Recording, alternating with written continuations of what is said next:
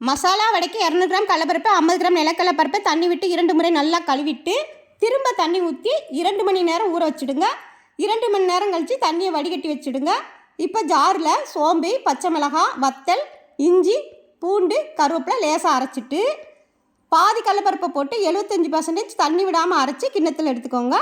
மீதம் உள்ளதையும் அதே மாதிரி 75% அரைச்சி கிண்ணத்தில் எடுத்துக்கோங்க. இதில் வெங்காயத்தை கொஞ்சமாக உதிர்த்தி விட்டுக்கிட்டு கொஞ்சமாக தேங்காவையும் துருவி போட்டுக்கிட்டு காயப்பொடி, மல்லி இலை, உப்பு போட்டு தண்ணி விடாதீங்க. தேவைப்பட்டால் 1 ஸ்பூன் 2 ஸ்பூன் மட்டும் ஊற்றினா போதும்.